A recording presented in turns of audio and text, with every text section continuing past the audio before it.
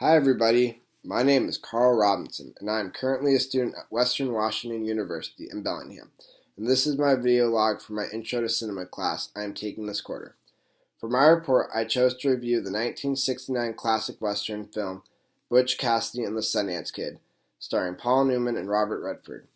The film is directed by George Roy Hill and tells the story of two notoriously famous outlaws, Butch Cassidy and the Sundance Kid, played by Newman and Redford, respectively. The film ended up winning 4 Academy Awards, including Best Cinematography. It is a brilliant film that has now become a classic for the ages.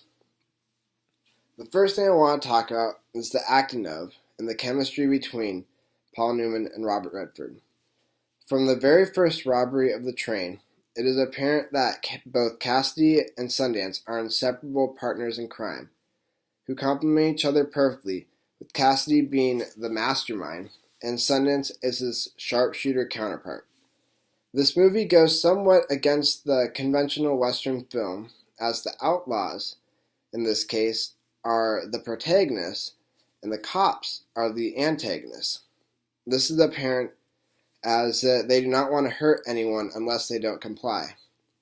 And case in point would be when they rob one train, the guy won't open up. They're like, we don't want to do this to you, man, but if you don't, we're going to have to. And then they blow it up, and he gets a little injured, and they're like, I'm sorry, dude, like, didn't mean to do that. And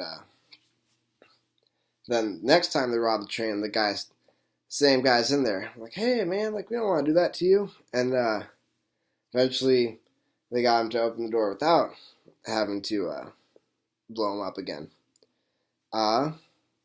On the flip side, though, the cops, all they want to do, they want nothing more than to kill both of them.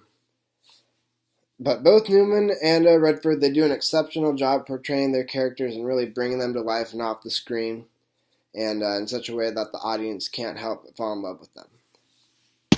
This film is a Western, and as with the stereotype, the main mode of transportation is horseback.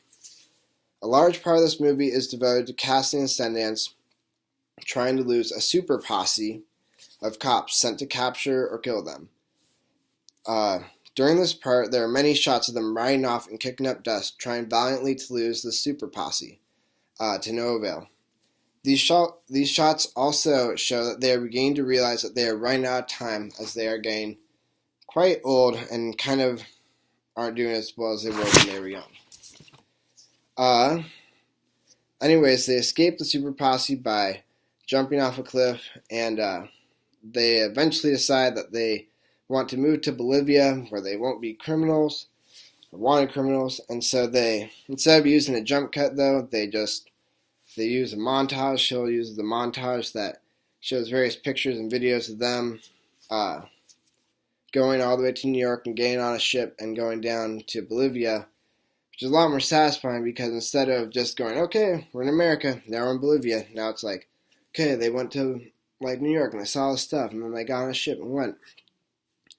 And so, yeah, that was really good. And then the movie ends with Butch Cassidy and the Sundance Kid charging a bunch of soldiers, and it's a snapshot, and it just shows how inseparable they were. Anyways, I'm almost out of time. Butch Cassidy and the Sundance Kid is the classic film for the ages that features great on-screen chemistry between the two main characters and exceptional cinematography. Thanks, guys. I'll have more later, hopefully. Sources are in the description.